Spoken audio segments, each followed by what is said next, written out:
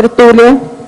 Meu boa tarde para todos e todas. Hoje é dia 10 de maio de 2010, segunda-feira. Verbete é 1563. 5 páginas, 51 elogios e 6 máximos. O tema, teoria do contraponto interdimensional. A especialidade é evoluciologia. Definição. A teoria do contraponto interdimensional é a perspectiva estruturada na hipótese da evolução consciencial, explicitada pela conscienciologia, por meio das vivências do princípio consciencial, na estrutura do mecanismo contrapontico das vidas extra- e intrafísicas consecutivas ou da serialidade da consciência. Eu quero dizer que a palavra perspectiva está faltando um E. E tem também uma reticência a mais no sinal de pontuação na etimologia. Agora, as grandes conexões evolutivas, os choques conscienciais, tudo isso faz parte da pesquisa da evolução pessoal da pessoa. Agora, nós temos aí toda uma série do detalhismo, e depois na argumentologia tem vários temas que nós tratamos, e nas paraevidências nós falamos. A construção da sólida teoria da evolução pelo contraponto interdimensional está fundamentada no conjunto de paraevidências. Por exemplo, 10 realidades ou para-realidades aqui listadas na ordem alfabética. Ciclo multiexistencial pessoal, complexo, esperticidade, estado vibracional, extrapolacionismo parapsíquico, macrosoma, ofiex pessoal, paramicrochip, seriex pessoal e tenex. Agora, nós falamos aí mais outros tópicos na frente, que a argumentologia aí ela é grande. Em compensação, a fatologia é magra. Agora, na remissologia tem 15 itens, nós ressaltamos. Aprofundamento da pesquisa, contraponto hetero-assediador, contrapontologia, contraponto técnico e escala das prioridades evolutivas. Frase enfática. A teoria do contraponto interdimensional torna-se fato vivenciado pela consciência lúcida, quando intermissivista, em função das inspirações, intuições e retrocognições pessoais diretas. Você já pesquisou a teoria do contraponto interdimensional? Você admite ter feito o curso intermissivo pré-ressomático? Eu quero chamar a atenção de vocês, uma coisa que tem aqui no GENET, no Paratextos Editoriais, que eu estou falando aqui há várias vezes, sobre um tópico que eu falo, que é o contrário das minhas coisas, que é difícil dentro da literatura, mas conosco aqui, devido ao processo de pesquisa, isso aqui desaparece. Eu vou ler para vocês. Pensei muitas vezes como seria interessante o artigo de um escritor que quisesse, que soubesse retraçar detalhadamente, passo a passo, o processo pelo qual uma de suas obras chegou ao término definitivo de sua realização. Por quê? Um artigo assim nunca foi escrito, não sei dizer, mas talvez a vaidade dos autores seja a principal razão. Muitos escritores, sobretudo os poetas, preferem dar a entender que produzem suas obras no estado de sutil frenesi ou de intuição estáticas e teriam verdadeiros calafrios só de pensar em deixar o público espiar por trás da cortina. Agora veja, ele está falando aqui sobre o Edgar Poe, sobre a filosofia da composição. Então, ele é que fala mais isso aqui, é o Poe. E o Genete está repetindo o que ele disse. Agora vocês vejam. Eu aqui procuro colocar tudo evidente na prática, me coloco como cobaia. Vocês estão entendendo? Esse é que é o processo didático melhor. Agora veja, se eu fosse isso que eles falam, que eu sou muito vaidoso, que tem isso aqui, eu estava perdido, eu não faria isso. Vaidosos são os literatos, que não apresentam nada, eles mostram nada do que é o chamado modus faciendi, o modus operandi. Eles não mostram, a maioria não mostra isso assim do jeito que está falando, tem razão. Esse cara já leu demais em matéria de literatura.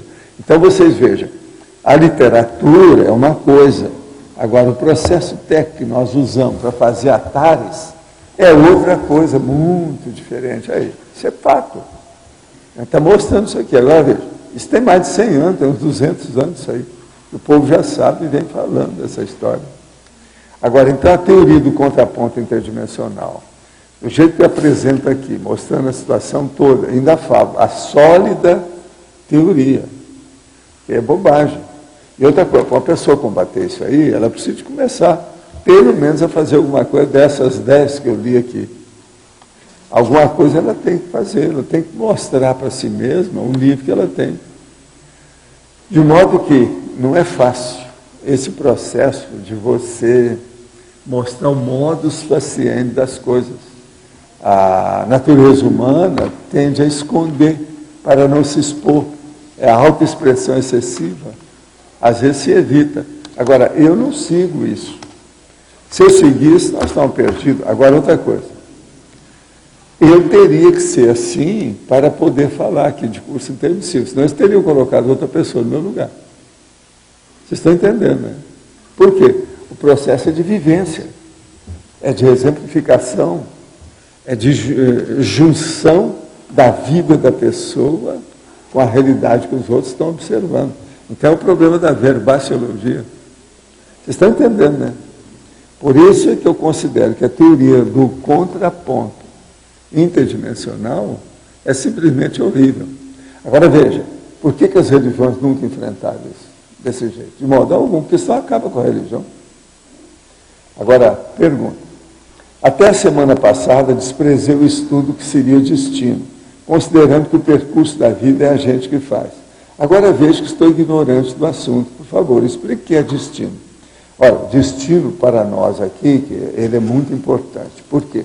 Ele significa aquilo que foi escrito e determinado e aceito como, vamos dizer, cláusulas pétreas para o intermissivista ou intermissivista, que foi a pessoa mesmo que escolheu a PROEX, a programação existencial.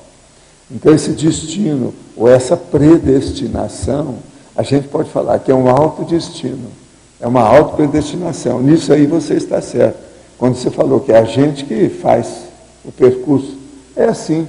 Mas você tem que notar o seguinte, você tem que fazer um percurso de acordo com aquilo que você previu, com aquilo que você prometeu, de se esforçar para chegar lá. Essa é que é a diferença nossa. Isso então é terrível. Vamos pensar bem. Essa responsabilidade do processo das cláusulas pétreas. Tenho passado ultimamente por um período de grande reflexão e recins para superar a maneira como lido com meus familiares.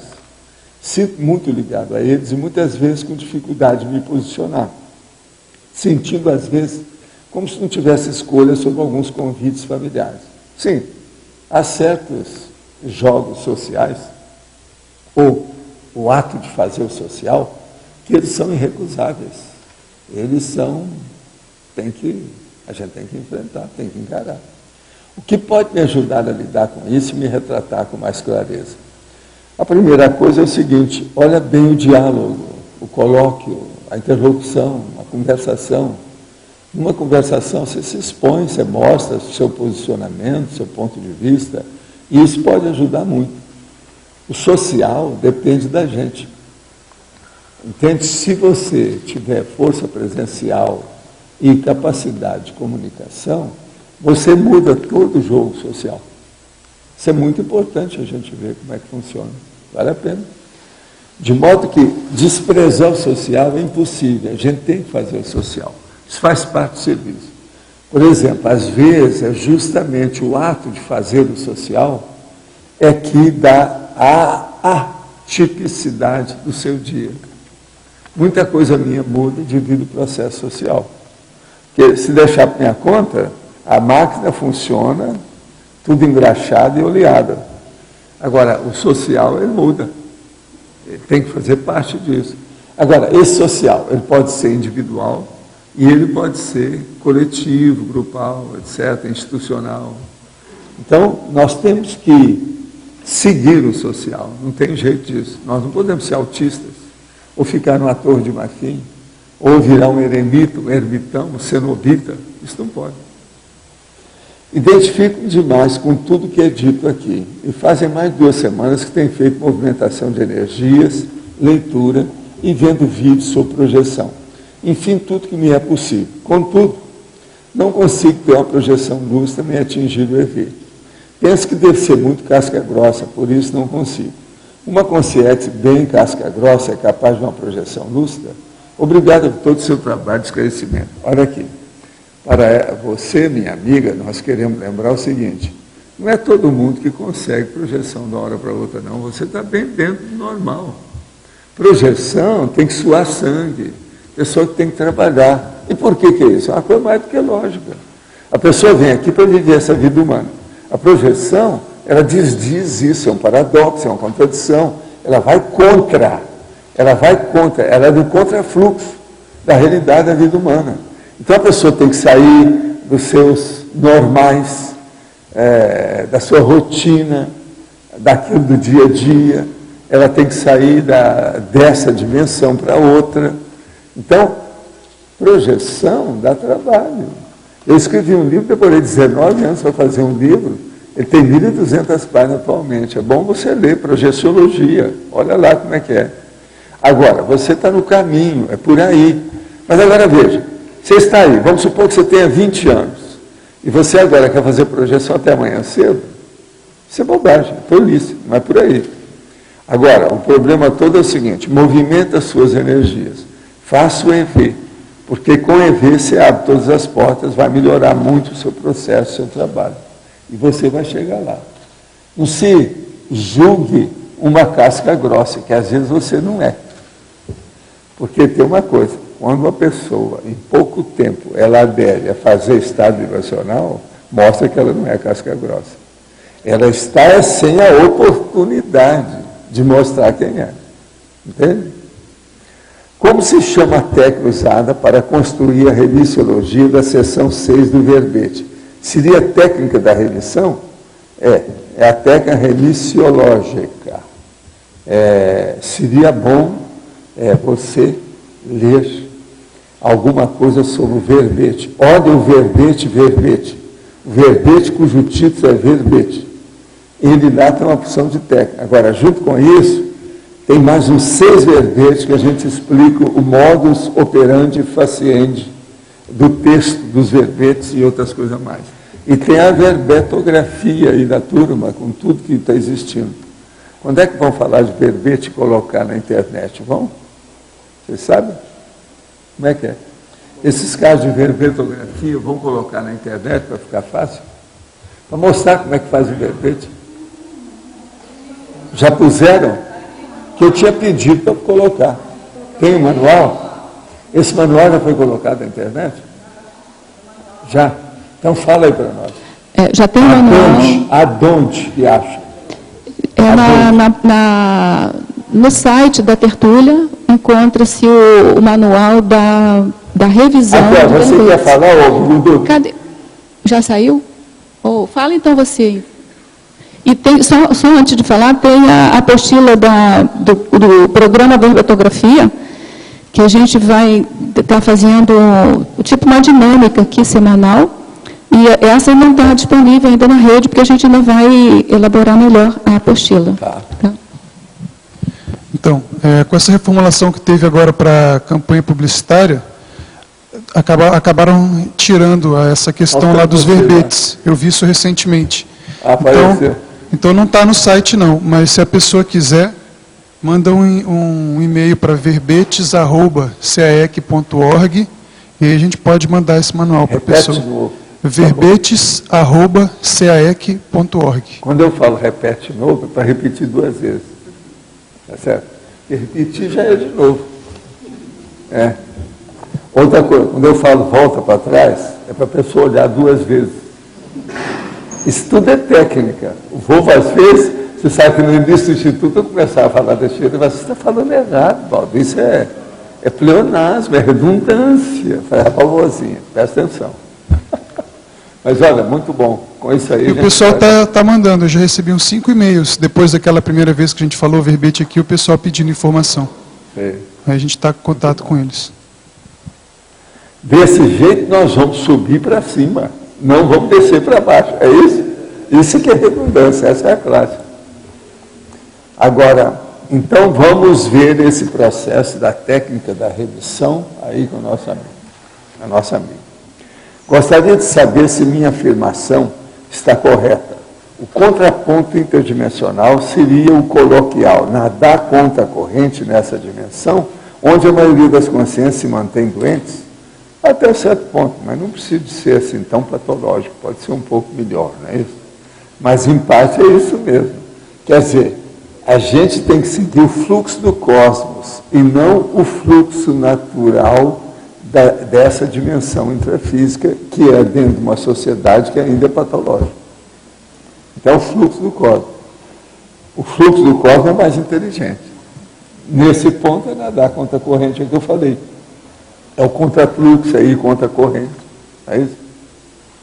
Conheço a Conscienciologia há 10 anos. Me preparei durante um ano na pré-TENEP, sempre no horário entre 3 e 4h30 AM.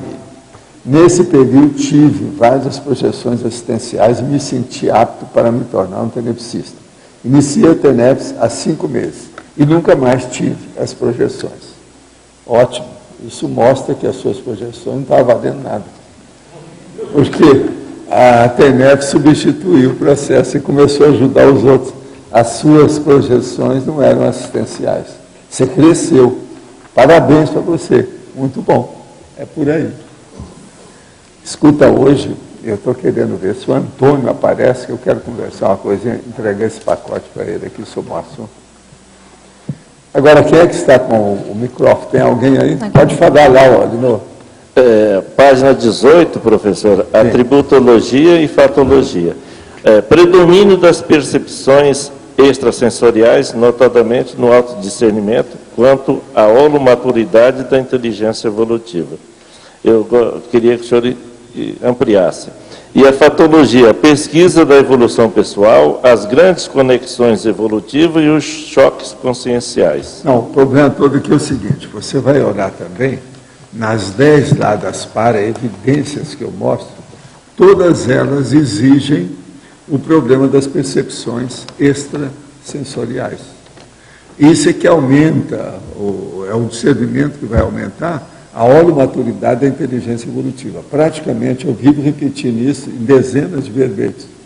Agora, para chamar atenção, por quê? Para a inteligência evolutiva. A inteligência evolutiva é a maior, a mais séria, a mais ampla, a mais, vamos dizer, definitiva dos processos nossos de inteligência. Dessas modalidades todas que a gente tem, a inteligência evolutiva é a melhor. Se a gente vai escolher, o processo é a inteligência evolutiva. Quem tem inteligência evolutiva tem cosmovisão. Quem tem cosmovisão, tudo é minimizado, tudo diminui. Todo o processo de conflito fica menor. E o problema da monovisão desaparece. A monovisão, ela é uma verdadeira cegueira, ela é uma amaurose, porque a pessoa vê pequeno, ela vê dentro da proto-retilinealidade, quer dizer, aquele processo antigo que eu chamo do Saulus, quer dizer, ela rasteja, ela não alça voo, ela fica no chão rastejando. Então, com a cosmovisão, através justamente das percepções extrasensoriais, que é o parapsiquismo, a paraperceptibilidade, a pessoa alcança a inteligência evolutiva, começa a entender o mecanismo da evolução e a situação muda totalmente. Ela aí vai dar valor para esses 10 itens que eu coloquei nas para-evidências. Agora, outra coisa. A pesquisa da evolução pessoal é justamente a pessoa se assenhorear, conquistar, dominar, alcançar essas realidades. Agora, as grandes conexões evolutivas, é a partir daí. Por exemplo, ciclo multiexistencial pessoal, você já tem uma conexão junto com o seu grupo evolutivo que está dedicado dentro da atividade. O complexo, você já vai ter um contato muito sério com outros que também fizeram o completismo existencial. Seu nível vai evoluir. O local que você vai ter na extrafisicalidade, ou seja, durante o período da intermissão, vai ser uma comunex avançada. A desperticidade, você já vai ter muito mais força para conviver com os outros, porque você não vai ter mais assédio. O estado vibracional, ele abre todas as portas nessa dimensão e até fora dessa dimensão nas outras. O estapolino parapsíquico, você já vai começar a ter estapolino, por exemplo, serenão. Sempre, o negócio está muito longe ainda da serenologia. No entanto, eles te dão, assim, uma colher de chá, né? Um vestígio, um lampejo, alguma coisa nesse sentido. Então, acende uma vela na sua escuridão serenológica. Então, já não é mais uma escuridão, já tem uma velinha. Agora, o macrosoma é a hora que você vai começar a ter, porque, inevitavelmente, todos vocês, e eu também, daqui para frente, nós vamos sempre pensar em macrosomática, ou macrosomatologia. Por quê? A tendência nossa é chegar naquilo que eu acho que os evolucionários em serenão usam sempre. Eles sempre têm um macrosoma. Eles nunca têm um corpo vulgar. Então, pensem como isso é importante daqui para frente. Outra coisa, o FIEX pessoal. Isso vai ser um direito natural que a gente vai adquirir com o passar do tempo e dominar plenamente com fruto, quer dizer, de uma maneira prolífica, fértil, entende? Útil e um saldo providencial. O paramicrochip é uma coisa que, se precisar, nós vamos estar predispostos e merecedores de ter. Outra coisa, a série X pessoal. Você vai lembrar disso, ter isso vivo dentro de você, com os processos das retrocognições. E a TENEX, que é uma coisa que todo mundo está começando agora, nunca mais vai deixar disso. Tão cedo. O processo é para sempre. O macrosoma facilita completar o... Arinaldo, para você entender bem a situação, vamos colocar aqui só um item, sempre. Então eu falo que a maioria desse negócio, tudo aquilo que eu acabei de falar, esses 10 itens são para sempre. Agora veja, esse para sempre não é para essa vida. Quando a gente fala para sempre, a pessoa pensa que é o resto da vida. É o resto, o lifetime, como diz em inglês, o resto da vida. Não, eu estou falando é para sempre na sua evolução. É daqui para mais. Aquilo que você não for usar, você vai fazer uma coisa superior a isso que está aqui. Mas nunca vai ser inferior, ou sub, vai ser super, vai ser extra, vai ser então gradiente a mais, vai ser então o upgrade, vai ser the best, o melhor, entende? Obrigado. Nada. Você merece, viu? Professor Valdo, você falou numa tertúlia que a ressoma da baratosfera seria até 2075. Eu estou falando assim, maciço. A partir maciço. Tá, a partir de 2075 a gente poderia admitir que a Terra passaria a ser... Eu acho que eles vão olhar mais planejamento familiar, porque ainda não fizeram isso até hoje. Tá. Seria, por exemplo... Se fizer planejamento, as pessoas vão nascer tudo já estudado, tudo. Vai ter menos com zero.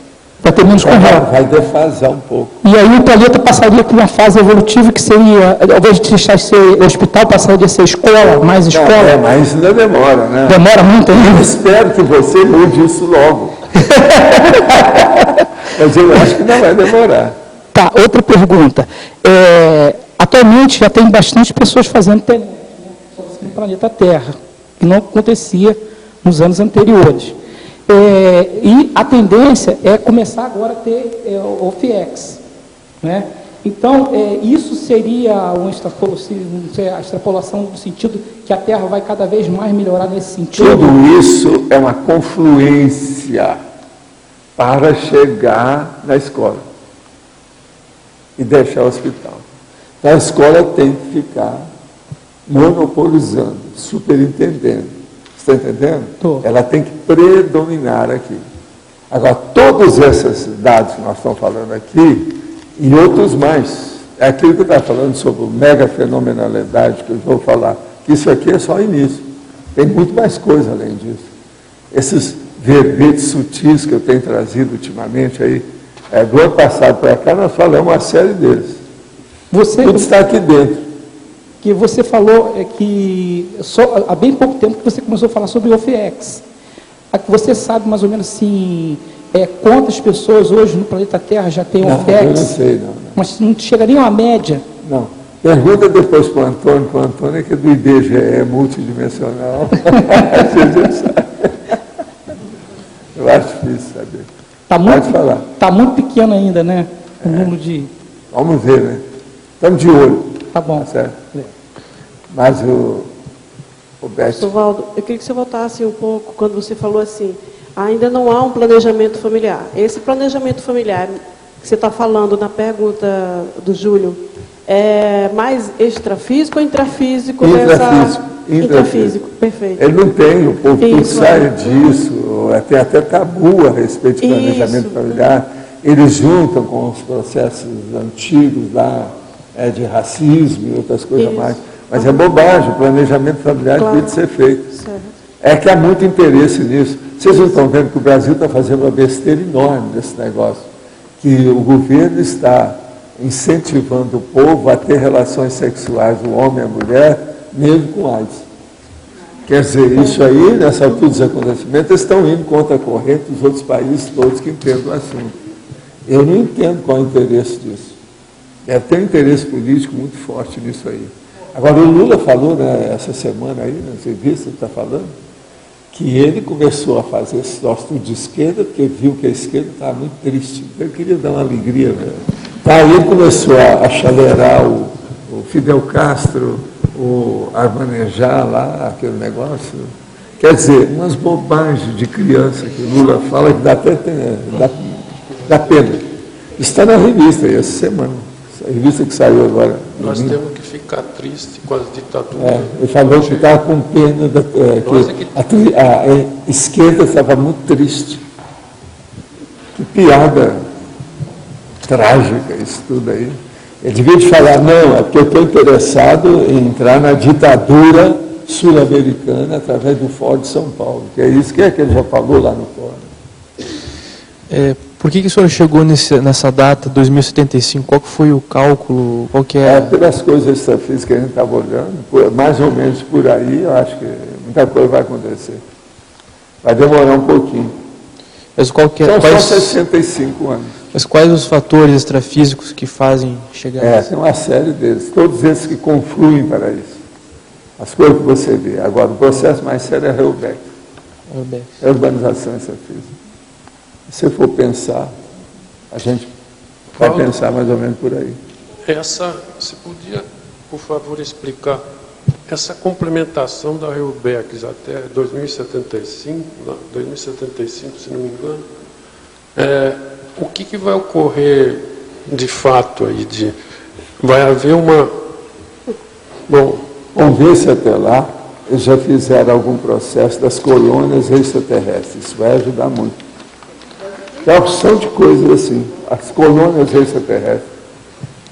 Colônia da Lua, de Marte ou qualquer coisa, vamos ver o que é que sai até lá.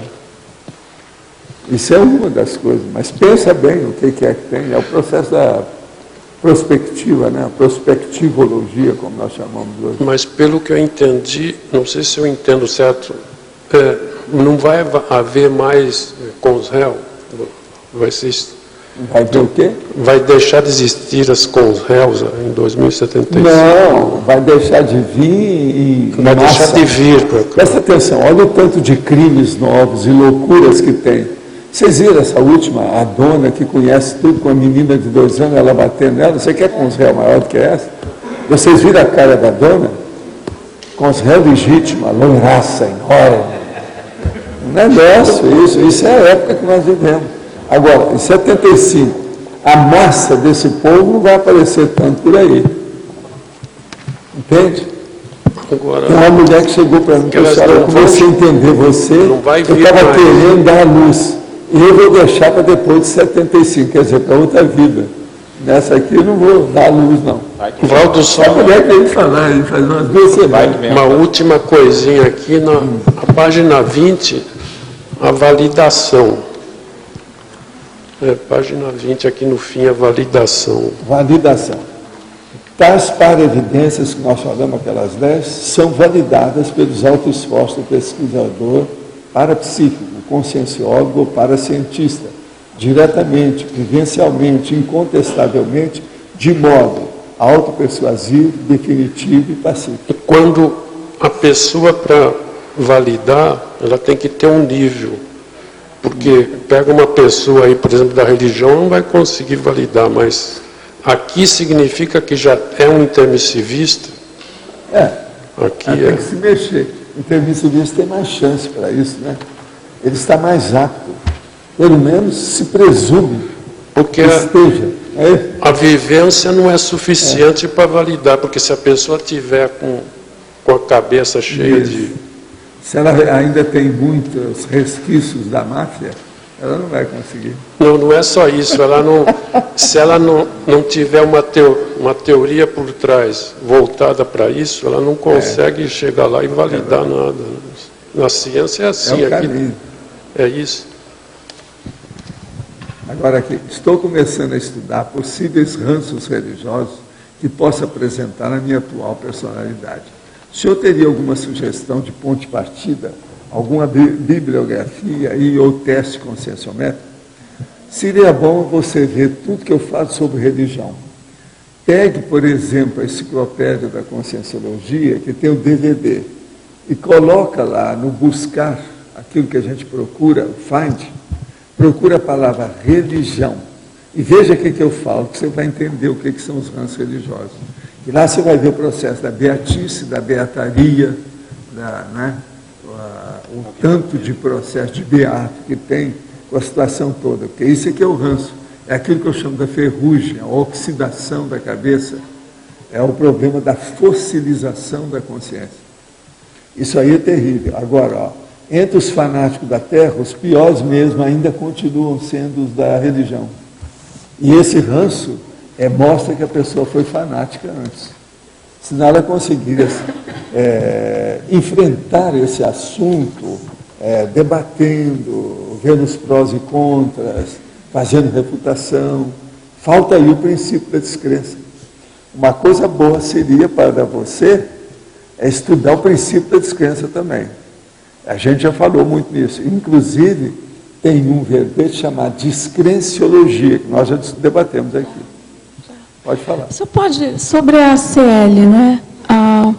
Nesse ciclo mental somático, o senhor tem algum indício da transmutação de outras espécies, exceto do Homo sapiens sapiens, como CL? Não, o processo é que a CL é o conjunto disso, né? Tudo que você pensar já passou por isso. Agora, eu quero ver depois dela. Não, mas a minha dúvida é, em tese, a CL, ela comportaria outras espécies ou não?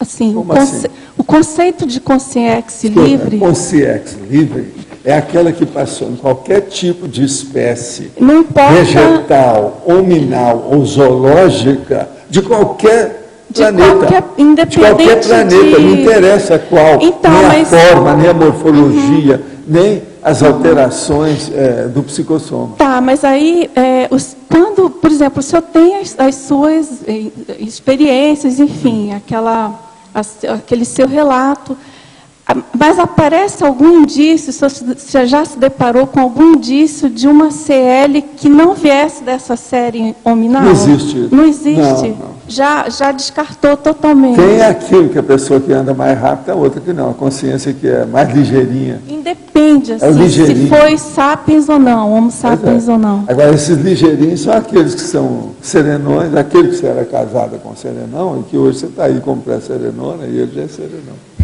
É isso aí que eu vivo falando, né? Fazem 40 anos que eu estou falando, né? Desde 1970. Agora, desde 1970, porque em 1970 eu comecei a estudar umas coisas. Essa noite eu fiz uma listagem. Enquanto eu estava conversando com o Java, lá com a minha irmã, então eles me falaram sobre os negócios, das coisas que aconteceram comigo e a minha assistência que eu tenho. Então eu fiz o cálculo, eu só assim, eu sentei para escrever, eu nunca tinha feito isso, para ver, desde que eu tive o coma, que eu vim para o corpo, que eles falam assim, não, você vai ficar blindado, você vai ficar assistido, vai ter proteção, vai ter segurança.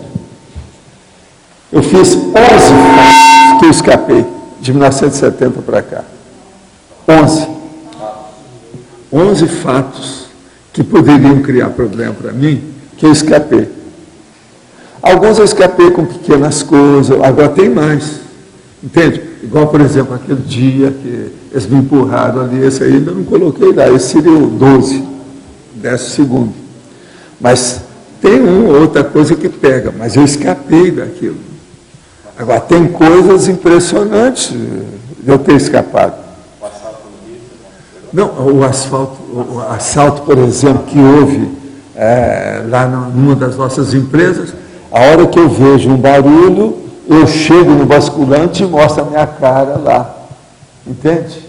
Aí, o cara que estava dirigindo o assalto viu, olhou na cara, não sei porquê, ficou com medo, levantou o revólver, fez assim, falou assim, clareia, vamos embora. Eles desistiram na hora. Quer dizer, tem umas coisas que... O cara, por exemplo, que vem, bate no carro lá na Vinícius de Moraes, estatela toda a motoca dele, o meu carro não tem nada, e eu estava abrindo a porta, ele bateu justamente na hora que eu abri. Aí eu saio, o motorista não queria, não, doutor Valdo, deixa que eu vou falar com ele. Não, quem vai sou eu. Aí eu chego e olho para o cara. Tudo bem. Quer dizer, há uma assistência nesse processo violenta. E eu estava olhando, aí eu tenho mais casos, porque eu escrevi de uma vez 11 coisas que eu lembrei. O assalto lá no seu prédio. O assalto Não, esse foi porque até o Globo deu, só não falou meu nome. Mas eles me procuraram, eu não estava lá. Quer dizer, tem uma opção de coisa nesse sentido. Ali ia ser um assaltão, né? Porque o cara já foi procurando. Não, eu quero encontrar com esse que é o dono de 2 andares juntos que tem aqui. Esse prédio, nós sabemos que só tem esse. Eu quero é ver esse homem. Isso falou, saiu no jornal, tudo. Ninguém sabe que sou eu. Agora, veja, o problema é que parece que o meu filho tinha entrado para pegar o carro. Aquilo frustrou o negócio deles. Deu para trás. Agora, eu não estava lá na hora. Presta atenção. Olha só. Olha a ajuda. Agora, eu tenho até agora 11. É impressionante. Eu tenho um monte desses caras. Hein? Não, 11 de setembro para mim não foi nada, né? Porque não foi bem direto para mim. Mas eu posso pôr. Esse aí não foi nada. Aqui, esse aí foi fichinho. Para mim foi fichinho. Pelo contrário, aqui. 11 de setembro me fez foi pensar demais. Né? Me deu uma pena danada que tudo aquilo cheio de cadáver no ar. Não, não há dúvida. E eu sempre ia lá. Quer dizer, se não tivesse avisado, era 3 horas da manhã, né? A gente ia para lá, geralmente, eu saía 8 horas. Então, 5 horas depois, era capaz de a gente estar lá no prédio. Eu chegava e já ia direto para Borders, que ficava no andar de baixo. Era a primeira que eu ia, porque eu fazia um périplo, uma peregrinação das livrarias, que eles já me conheciam. Às vezes eu chegava, já tinha um pacote de livro para mim. Eles já sabiam tudo. Tudo era assim. E eu levava aquele monte. O Firmato, por exemplo, me ajudou a carregar livro, aquelas bolsas da Barnes & Noble, um montão de coisa pesadona. Agora, tudo isso, talvez é o caso de colocar essa. Escreve aí no papel para mim, aí, um de vocês. Coloca esse, coloca o caso aqui do processo aqui lá embaixo, sabe, da entrada. Esses 2 não tem lá, não. Agora, tem mais que eu às vezes conto para vocês. Eu nunca fiz o levantamento disso. Agora, você veja bem, há uma blindagem nisso. Eu já vim com essa ideia. Eles falavam para mim, não precisa ter medo, você vai superar isso tudo.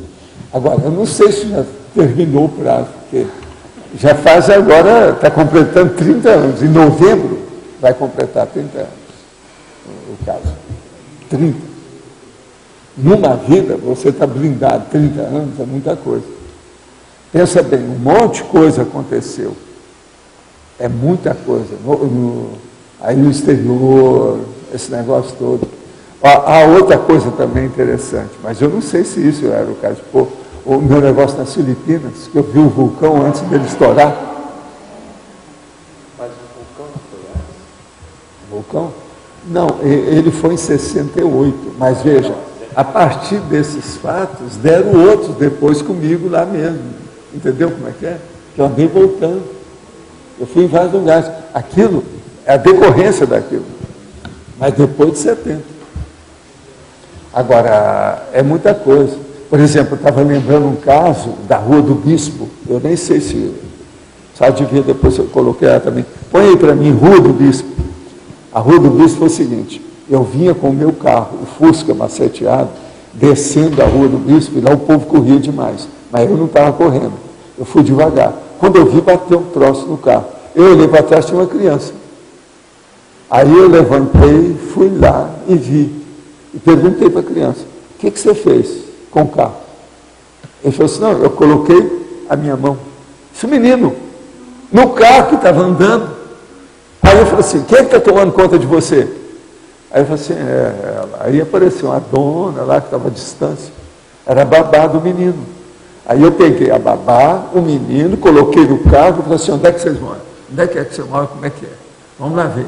Cheguei lá e mostrei para a patroa. Falei, ó, só tem que ver essa moça. Esse menino estava no meio da Rua do Bispo, fora do passeio. Ele falou que passou o dedo no meu... Alguma coisa jogou no meu carro, porque eu senti alguma coisa e parei para ver. Quer dizer, uma coisa de doido aquele menino. A gente podia ter passado em cima dele, descendo a Rua do Bispo. Você sabe a Rua do Bispo qual que é? Eu não sei se esse é o caso de colocar. Pode? Põe aí também. Pelo seguinte, que esse aí já foi maceteado, foi para fazer isso mesmo. E outra coisa, teve outras coisas nesse sentido, né? E que nem sempre, às vezes, dava certo, mas que fazia força. Né? O câncer agora? Ah, é. Põe esse também, o câncer. Câncer na minha cachola, esse aí é uma boa. Câncer no meu corono chakra. Não é qualquer um que tem câncer no corono chakra, quer dizer, isso aí é fora de série. Não, mas esse foi muito antes. Isso aí eu estava liberado. Isso aí foi muito antes. Esse aí foi para me ensinar, né? Para eu dar um jeito de ficar mais detalhista do que eu já era. Foi aí que eu comecei a ver vários negócios. Por isso que é que eu tenho lá a minha farmácia, tudo arrumado. As pessoas chegam e vêem tudo arrumado. Aquilo foi... Isso é muito sério. Não, você sabe, você tem me vendo esses anos todos aí. Ah, sim. Põe esse aí, vale a pena. Esse aí foi terrível. Tudo quanto é aparelho estourou e depois lá fora estourou o acumulador de eletricidade na rua. Explodiu. Troço tudo. Não, esse aí lá, foi a última palestra de 1.600 pessoas em Floripa. Põe esse também. Não tem aquela... Esse foi uma das coisas mais sérias que tem. A hora que está todo mundo saindo, nós olhamos para trás assim, eu vi o Lúcio caindo assim, mas toda a parte de cima, de fora a fora do clube, aonde eu falava, com o Lúcio e tudo, caiu em cima onde a gente estava. Agora, gente, foram 3 ou 4 minutos de diferença só. Você entendeu? Tudo mundo. Isso foi a última vez que eu fui lá. Não tem uma também que você está andando com... Tem uma que você está andando com um rapaz, e aí acho que vocês dois caem, empurram vocês. Sim, tem esse também, o de Belo Horizonte. O rapaz lá de Belo Horizonte, depois da chuva, e que o rapaz ficou bom. Depois desce. Professor... Esse aí também eu não coloquei, o do Manta. Manta não tem lá, não. Vocês estão vendo, eu arranjei 11 sem pensar em dar nada disso. Eu fui fazendo assim e deixei, né? Mas agora eu quero para ver o estudo, eu sou obrigado a ter reconhecimento, ser agradecido, grato ao povo que está me ajudando esse tempo todo. Vocês pensam, eu não estou sozinho. Eu sempre me achei acompanhado. Senão eu estava perdido. Professor, só aí, ó, se juntar já dá mais de 20. Professor. Não, esse foi antes. Esse aí eu tinha 13 anos, 14 anos. Professor, aquele arrastão extrafísico que estava dando a palestra e todos os carros... Ah, sim, esse São Paulo foi terrível. Isso aí eu vi os negócios, não brinca. Coloca aí, Zanarote, São Paulo, o estouro dos carros. Tudo quanto a buzina começou a bater e o povo estava lá em cima e não tinha motivo. E o troço todo era um assédio. Não, o caso é o seguinte, eu entrei lá, às vezes tinha umas 200 pessoas, não era isso? Salão grande, isso perto da rodoviária, lá na época. Então eu estava lá em cima, quando eu comecei a falar, olha gente, nada de pânico aqui com as coisas que eu falo. E falando assim, suave, sabe como é que é? Nada de pânico aqui, com as coisas nossas, vamos devagar com isso. Mas é que tem certas coisas que hoje eu estou vendo aqui, que São Paulo está muito acelerado, eu não sei o que é que está havendo. Parece que naquela ocasião tinha uns negócios lá que o povo estava preparando greve, não sei o que é. E a gente perto da rodoviária, o ambiente lá bravo, com aquele viaduto que passava, as coisas do o subway de fora da terra, aqueles negócios todos.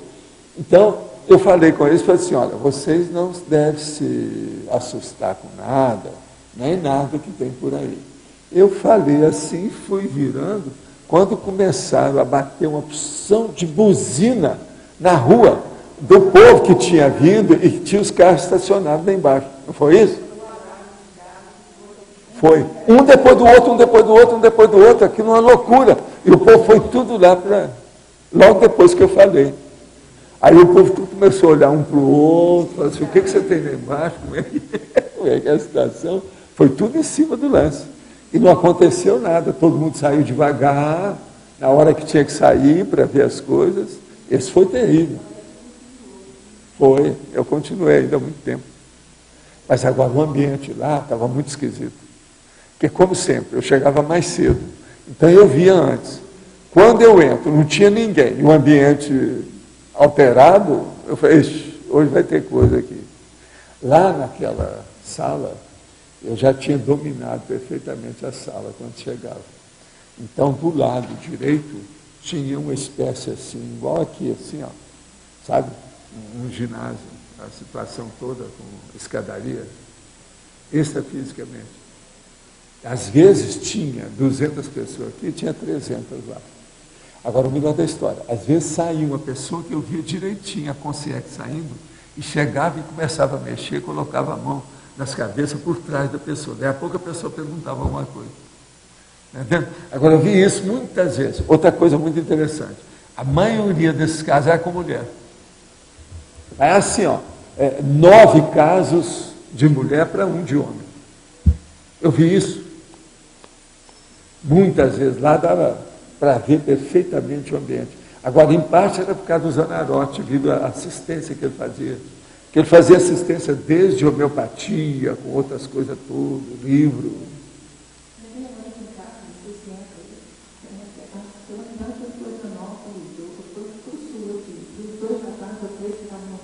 Plateia perturbando, que aí o senhor falou alguma coisa, a cadeira desmontou, caiu. Ah, não, foi o caso dos padres. Foi padre lá em Brasília. Põe esse aí também, porque esse aí eu tinha que segurar. Agora, ó, tem aquele caso da Malo, o problema naquele shopping dos árabes. Põe aí, shopping dos árabes, Brasília. E esse aí foi terrível, porque eu sentei num banco desse de shopping para ver o livro que eu estava lendo, quando apareceu uma concierge que começou a falar para mim o que é que tinha ali. Daí a pouco começou aquela barulhada danada, a opção de coisa e tal. E depois então fui falar com a Mala, então explicou tudo. Por quê? Todo mundo ali era árabe. Entendeu? Então o negócio que eu tinha visto era isso, era justamente em relação com árabe. Você lembra? Pois é, tudo. E eles fizeram muita assistência lá. Agora, ali mostrou assistência em cima de mim. Eu parado, veio a concierge, sentou perto de mim e começou a falar. Mas falar assim, de início, eu pensei que fosse uma pessoa. Olha que ele falou, não tem ninguém? Quem é que está falando? Está entendendo? Agora, assistência mesmo. E era um dos que estavam orientando os processos do shopping. De quê? Não, tem algumas coisas, mas esse aí ainda não pus, não. Esse de pôr também. Esse aí eu coloquei. Esse aí eu coloquei porque eu tive que falar nele ontem, lá com os negócios. A gente estava lembrando um negócio lá do Times Square. Times Square é brabo. Mais fácil. Foi. Mas esse aí foi brabo. Eu tive quase morrendo. Realmente, esse aí eu achei bom pouco. Esse eu nem pensei. Porque foi aí que eu mudei a minha medicação, o que o Clerman me ajudou, porque a pressão estourou. Eu tive que mudar tudo, vim para o Brasil. Isso em 1978, foi 8 anos depois. Agora, isso aí me ajudou muito. Foi em 1978.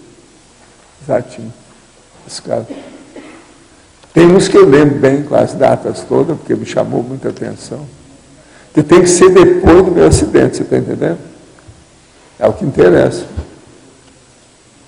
Agora, tem muito mais coisas, sabe? É preciso lembrar com calma. Mas agora eu vou fazer um dossiê lá, só para eu ter uma noção, que é o meu pleito de gratidão.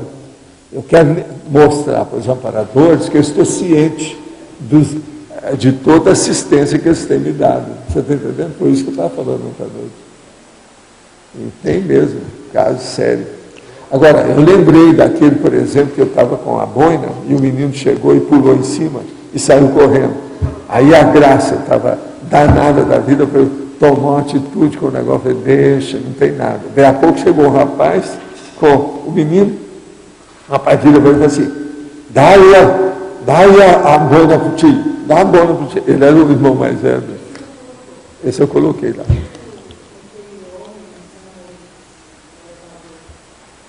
Não, esse aí seria bom. O homem do disco voador é o cara lá da Escandinávia. Professor. Esse aí eu evito falar nele, porque eu não sei se o cara ainda está vivo. E o atleta? Muito poderoso, né, dos grandões, aí mexe com o internacional.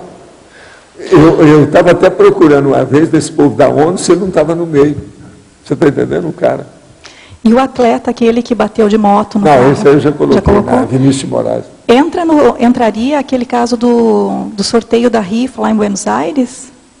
Não, aquele não é para mim, aquele foi para minha mulher. Aquele não entra. Essas coisas já aconteceram muitas vezes. Tá. Buenos Aires tem fato terrível, mas também que não é bem uma proteção. Tem um cara que veio para me tapear e queria mudar o dinheiro. Então, eu resolvi ajudá-lo, para jogar bastante energia. Então, eu dei bem para ele e fiz ele mudar o dinheiro. Mas ele me pegou assim, não sei, talvez 200, 300 dólares no meio, que ele trocou o dólar pelos, sabe, os pesos lá da Argentina. Mas colocando as notas pequenas debaixo das grandes. Então a grande tapeava aquilo. É assim que eles dão, é golpe de Buenos Aires. Mas eu vi o cara e quis entrar naquilo para ajudar. Então eu olhei bem para ele e joguei energia.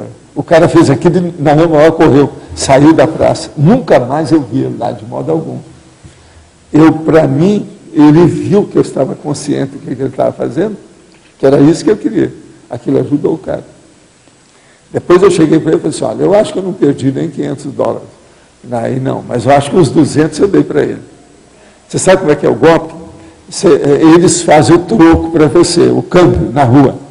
Entende? Lá era permitido isso, e era muito comum, nas correntes, todo lado daquilo.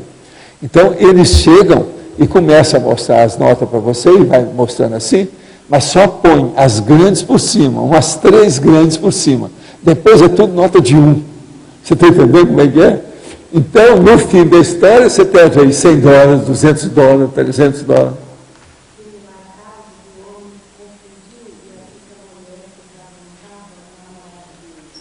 Ah, sim, conheço. Esse aí é da Rua Bulhão de Carvalho. É o cara que é, como é que eu chamo? Moldureiro. Moldureiro. Ele era moldureiro. E ele confundiu a mulher que eu estava levando, que era minha paciente, mas é uma senhora muito bonita. E ele confundiu com a namorada dele, então ele foi lá no estacionamento com 2 homens para me matar. Porque eu estava com a namorada dele. Aí eles chegaram e falaram com o homem do estacionamento. Eu falei assim, vem cá, você deve estar confundindo. Esse doutor faz assistência para todo mundo, ele não é disso.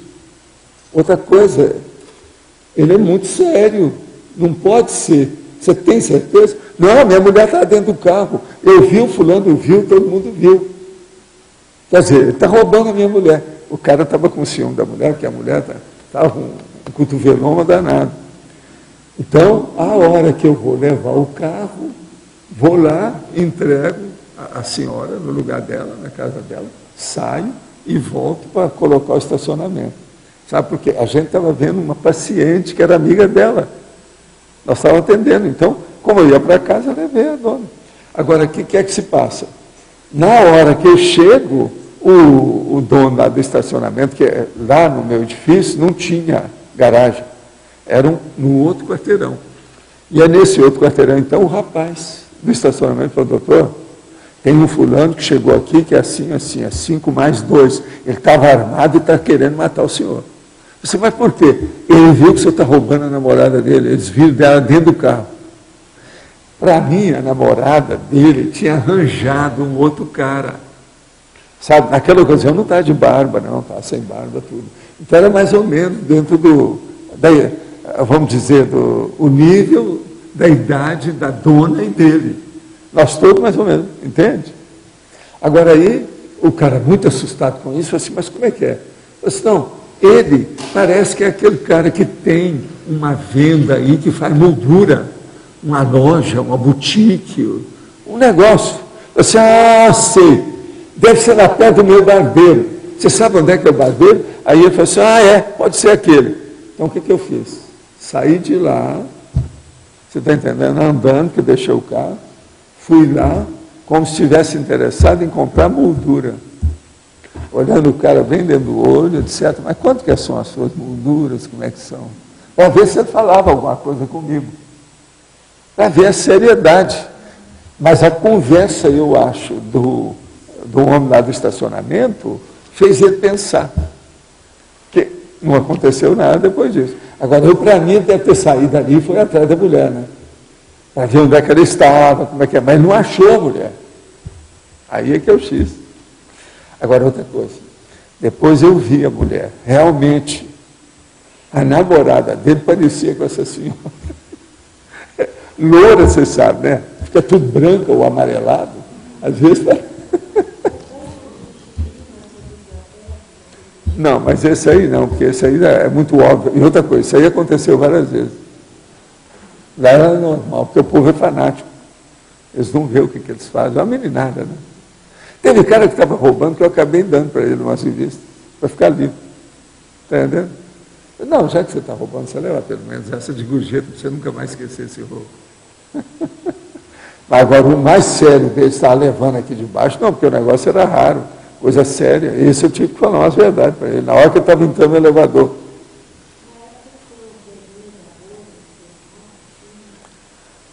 Lá tinha uma opção de coisinha, mas não assim, expressivo desse jeito, de acidente. Né?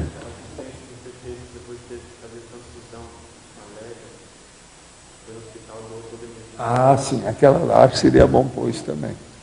Põe aí para nós, que é o homem do hospital. Que ele recuperou. Ah, tem outra também, a da nossa amiga, na hora que eu ia viajar para a Europa, sozinho.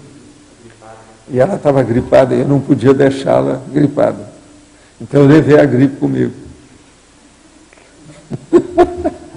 Uma loucura aquilo. A hora que eu fui falar, eu não queria esquecer, eu não queria mostrar como é que eu estava. Na hora que eu fui telefonar, sabe? Eu estava em Londres e eu fui telefonar para o Brasil. Aí eles viram que a minha voz estava diferente. Eu não queria falar que estava resfriado. Aí eles falaram assim, vem cá, você pegou a gripe da fulana? Como é que é isso? Isso foi no outro dia. Mas foi no avião, eu já tinha visto que eu estava com alguma coisa. Estava difícil. E a pessoa que estava acamada levantou. Ficou boa na hora. Acabou tudo. Não teve nada. E eu levei o negócio. Agora, aquilo foi o mesmo, entende? A assimilação excessiva, errada. Né? Essas coisas tem. Se a pessoa não souber fazer, ela faz muita assimilação errada. Precisa ter cuidado. E aquele caso, professor, da Itália, que o senhor atendeu por telefone aqui do Brasil? Da moça que estava lá na Itália e o senhor atendeu aqui por telefone. Não, mas esse aí não é coisa para mim, é da moça. Ah, é a assistência a moça externa. Ela viveu muitos dias. Ela estava totalmente... Eles acharam que ela ia morrer no outro dia. Eu falei, não vai morrer. Isso eu lá com ela. Eu vou para o Brasil e nós vamos telefonar de vez em quando, eu vou conversar com ela. Vocês querem que ela viva até quando? Como é que é? Agora, ó, tem outros casos também, assim, desse jeito. Aqui de Portugal, lá, o cigano, que eu fui lá, não, o cara não morre. Enquanto eu não for lá, ele não vai morrer. Isso o cigano falou, doutor, o senhor afirma isso? Afirmo. Agora, o que faz? Eu dei todos os cursos, fiz as coisas todas, cheguei lá, o cara estava vivo me esperando. Agora, logo depois que eu saí de lá, daí uns dias o cara morreu mesmo. Entende? Mas eu já fui lá só para acertar a família, os filhos dele, que eu tinha uma série de filhos, e eles eram muito afetivos uns com os outros. Não, esse aí não. Porque o negócio não é comigo, é com eles. É.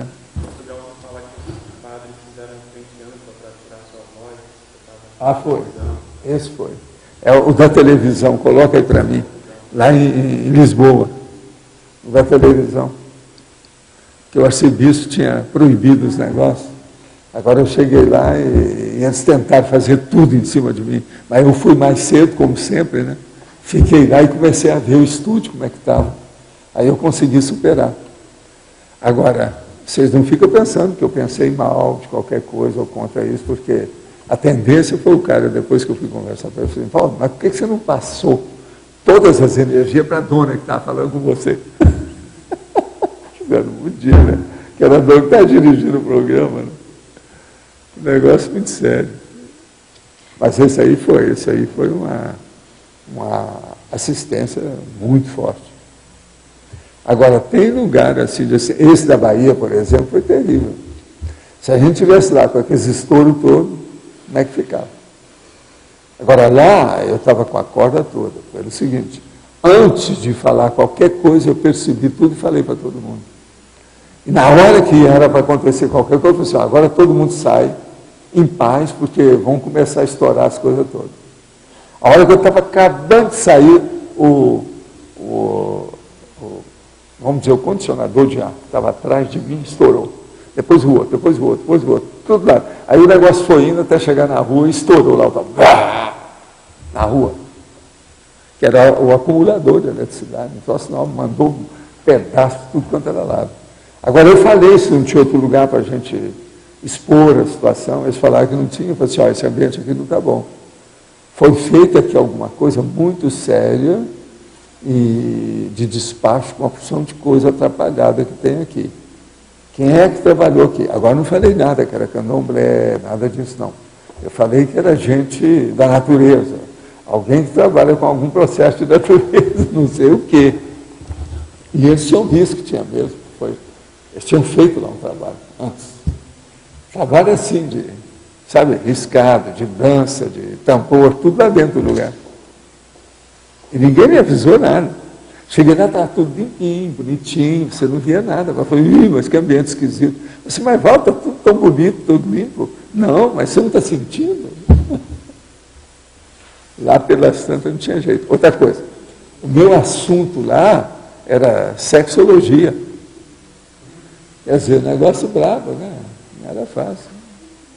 Ainda bem, porque foi o último dia, não tinha que voltar lá nem nada. Agora, depois disso, muita coisa andou mexendo lá com a turma da Conscienciologia, lá em Salvador. Não foi fácil. Professor, mais um aqui, mais uma tentativa. Aquele caso do estabelecimento comercial que era no Rio de Janeiro, era um clube, aí foi passado a noite lá, aí tinha um indígena no extrafísico. Esse entra? Não, deixa eu lembrar o que você está falando aí. Não, isso aí não é o lugar, isso aí é terrível. Está falando É o terrível. restaurante lá, o Relíquia. Isso. A Relíquia. Mas veja, esse aí não, que foi assistência. Esse são assistências. Eu não posso dizer que foi. Foi assistência para a turma. E entendimento conosco. Tá. Eu fui lá para ver, né, o que fazer. Eu não posso dizer que seja assistência para mim. É o restaurante Relíquia. Agora, o negócio é impressionante. Entre as coisas que eles fizeram naquele lugar, que era Caveira de Burro, que tudo dava atrás, o último que fizeram, que eu fui ver, o restaurante, o nome dele era Relíquia. Você sabe o que é Relíquia? Entendi. Eu olhei aqui e falei, gente, mas que coisa, como é que tudo tem relação e tudo tem entrosamento, há um processo de sincronicidade nas coisas, violento em tudo. Tá, então, Relíquia. é que eu não estava aqui a hora que o senhor iniciou, então é quando a assistência é relacionada ao senhor. Não, o que eu estou falando é aquilo que é, vamos dizer, Foi uma em defesa. proteção, segurança, assistência, blindagem, para mim. Ok. Para mim, e não para os outros. Aquela vez que a gente estava voltando de avião, que o cara ficou rodando e a gasolina Essa eu não acabando. sei se vai, porque aquilo eu estava rindo com vocês, né? Eu sabia que o avião ia pousar. Marcou muito longe. E aquela eu tirei, eu acho que com o pé nas costas. Mas a gasolina estava acabando, segundo Foram você. só 62 minutos de sufoco, não é isso? 62 minutos de sufoco. Não, eu só sei o seguinte, que tinha uma coisa séria lá, muito séria, que me fez pensar. As duas aeromoças estavam, não é apavorada, né? Põe pavor nisso, né? Elas estavam... Eu estava junto, o cara ia resolver eu estava parar, na né? ponta, na parte da ponta lá, da primeira classe. Primeira classe. Tinha só eu, a Graça, com os negócios todos, pouca gente, e elas estavam bem junto com aquela cortina. Eu via tudo, os gemidos, os suspiros, e me dava uma pena danada. Aí eu comecei a fazer piada para a Graça, mas a Graça não dá nada na vida. Né? Não, mas essa é antes. Isso é antes do acidente. Isso é depois Essa aí teve um monte, mas isso foi antes do meu acidente. O meu problema que eu estou querendo ver é em 1970, quando eu tive o acidente. Porque quando eu voltei para o corpo, eu falei, você vai estar blindado com a opção de coisas, você já pagou o pedágio. É isso que eu quero mostrar. É o pedágio, eu me matriculei. Então, é como se eu paguei todo o curso até terminar. Você está entendendo como é que é? Foi feita a inscrição, a matrícula. É isso que eu chamo de pedágio, pagar o pedágio. Entende? Eu fiz uma coisa com antecedência. Agora aí eu acho que tem mais de 20 já, juntando esse que você anotou. Eu vou estudar isso depois com calma. Na minha vida eu acho. Gente, é uma blindagem. Por isso que essa minha segurança, tranquilidade, negócio, está entendendo? Muito lugar assim. Agora, na Europa, às vezes, é que era mais difícil. Aqueles burburinhos, as coisas todas. Você veja, esse caso de 11 de setembro, para mim, não teve nada me afetou assim, bravo. Eu só tive a pena, né? Trabalhei muito com energia para ver se melhorava aquilo, o povo que aparecia, a gente conversando e tal. Mas, agora, outra coisa também, não pude dar os cursos, porque não teve ambiente mais para dar os cursos. Sim, mas esse aí é antes, esse aí é da época do Chico Xavier, nós íamos para a Europa. E ele foi 3 vezes, quando nós fomos, não tinha nem um terço dos passageiros, todo mundo desistiu de ir. E eu falei com o Chico, não, nós vamos, ele vai funcionar, está tudo bem, não tem nada. Obrigado, viu, valeu. Agora aqui, lendo o manual da TENEPS, fiz anotações sobre os pontos necessários a melhorar. A TENEPS exige do praticante não pensar mal de ninguém. Infelizmente, ainda pensa mal das pessoas. Sim, mas isso é muito comum, pelo menos ultimamente, né? A pessoa não pode ser principiante quanto ao parapsiquismo. Eu sou principiante, ok. É ter domicílio fixo. Eu acrescentaria também ter estabilidade financeira. Não, finança é besteira. Gostaria que comentasse a possibilidade de se tornar praticante da TENEPS, tendo itens a melhorar, que levariam vários anos para ser alterado de forma mais consistente. Olha, seria bom você reler o manual da TENEPS e ver direitinho o que é. Na hora que você está fazendo essas perguntas, é porque você ainda não leu todo o manual. O manual é brabo. Tem muito mais coisa que você deve ter passado despercebido. Leia de novo, para ver o que tem lá. Existe algum problema de eu fazer a técnica da evidência facial comigo mesmo em espelho? É possível desenvolver a evidência com essa técnica? Quais os pontos positivos e negativos? Não, eu não sou favorável a isso, não.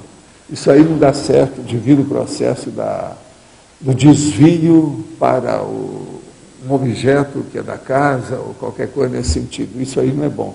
É igualzinho usar essas muletas. O espelho aí funciona igual muleta. Não é bom ter muleta. O ideal é a sua vontade, sua intenção, o seu modo de ver, sua clarividência direta, sem apelar para nenhuma muleta ou coisa externa. Então, eu não aconselho. Existe muito desse negócio de espelhos, espelhos mágicos, tem até livro lá embaixo sobre isso. Mas eu sempre evito essas coisas. Aqui mesmo eu já falei esses últimos anos, umas 3 vezes sobre isso, para evitar os espelhos mágicos. A pessoa é a pessoa fazer o problema da clarividência através da complementar, é o melhor que tem. Tira tudo quanto é objeto, é diretamente ela com a realidade. Os acidentes de percurso têm significativo de proteção, blindagem, assistência? Às vezes tem, porque às vezes, em vez da pessoa passar por uma má pecado destrutiva, que pode acabar com a vida dela, ela tem um acidente para lembrá-la da sua possibilidade de se acidentar mais perigosamente. Então, os amparadores, às vezes, aquilo ocorre e eles chamam a atenção do que ocorreu. Qual o critério para análise ao entendimento do processo evolutivo frente aos acidentes de percurso ocorridos com os pré-despertos? A maioria, a gente tem que lembrar, que é recado, é um alerta. Estão despertando, é um despertador. Estão chamando a atenção para alguma coisa que a pessoa precisa prestar atenção. Por exemplo, em 2 semanas a pessoa teve 3 pequenos acidentes que ela não estava acostumada. É uma coisa, estão chamando a atenção para alguma coisa. Isso não ocorre à toa. Isso não tem exceção. Sempre é um aviso, é um alerta.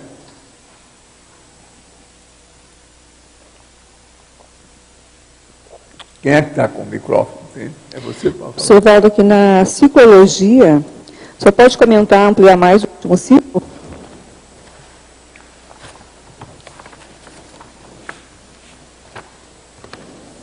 Ciclologia? O ciclo reeducativo das automimeses. Ciclologia? Ciclologia. Qual que é? Todos? O último. O ciclo evolutivo, ressoma, dessoma, intermissão. Não, o último, o ciclo reeducativo. O ciclo revigorador dos recomeços intrafísicos. O ciclo reeducativo. O ciclo reeducativo das automimese intrafísicas indispensáveis. Isso.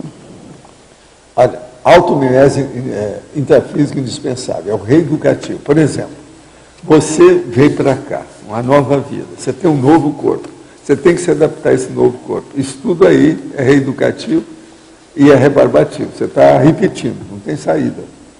Então, veja, o ciclo reeducativo das automimese, a repetição intrafísica indispensável. O pior deles, aquele mais contínuo, mais bravo, é a respiração.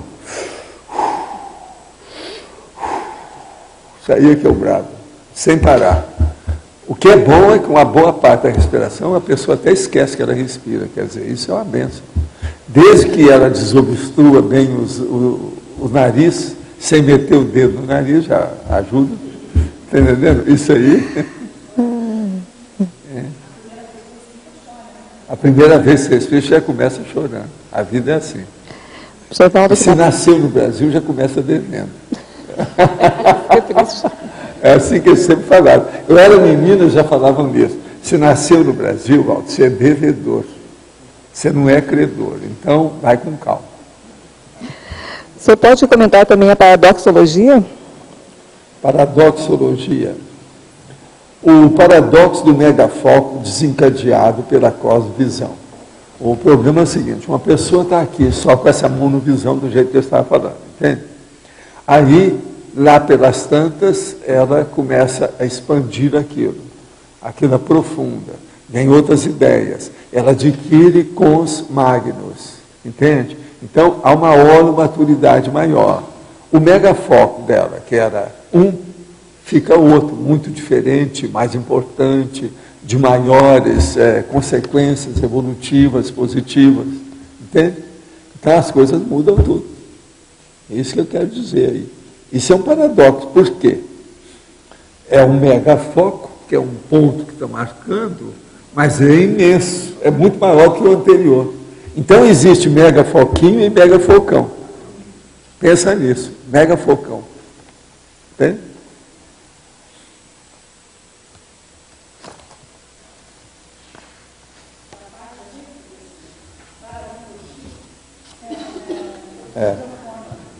Esse aí seria bom você ver que tem um verbete, não é isso? Olha o verbete depois, do dividir, para Michael Chip, tem lá. Mostra tudo como é que é. Valdo, nesses casos, como você citou da Bahia, qual o procedimento ali? Você esteriliza energia? Como é que os amparadores trabalham? Porque você não tem como sair, né? Ali você tinha que ali eu tinha que enfrentar. Né? Agora, na Bahia, eu nunca tive muito problema assim grande, não. A não ser uma vez que um taxista roubou umas coisas da minha mulher que estava com o táxi sozinho. Foi só isso. Mas, por exemplo, teve aquele caso que nós fomos inaugurar lá, um hotel, que eu vi as bobagens do hotel, falei, deu uma repercussão danada na rede inteira. E nessa mesma ocasião, nós fomos inaugurar também lá, o tal local lá da feira, que era a feira de tudo quanto é jeito de exposição de Salvador, estava começando, e numa daquelas noites, uma mulher passou na hora que eu estava conversando com o povo, falando sobre projeção, e me viu duplamente, eu e depois eu na frente, falando para o povo, que é justamente o que eu estava mostrando para a turma.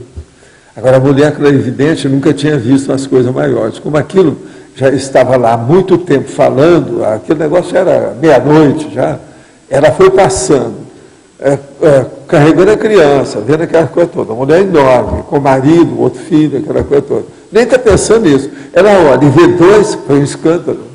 Ela soltou a criança, começou a gritar, foi um troço danado. Não, o homem duplo, o homem é dois, são dois. Tá? Foi um escândalo, o negócio.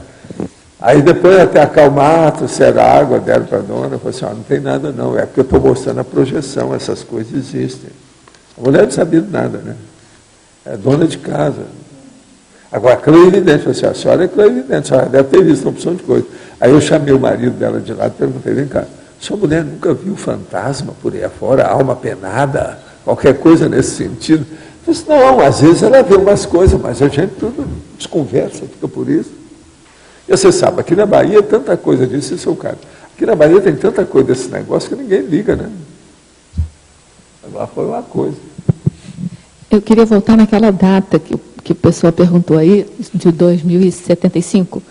Eu fiquei pensando, tem a ver com o caso de 1975, ser a média do ponto máximo aí da década de 70 dos inversores renascendo, e 2075 seria 100 anos depois? Tem alguma coisa a ver com isso? Não, é mais ou menos pelas coisas que eu vi na ocasião. Tem uma série de fatores que eu cheguei a essa conclusão, que é mais ou menos isso. Porque 100 anos agora, não é uma o processo demográfico influi nisso aí. Porque 100 anos... Eu comecei a estudar, foi na demografia.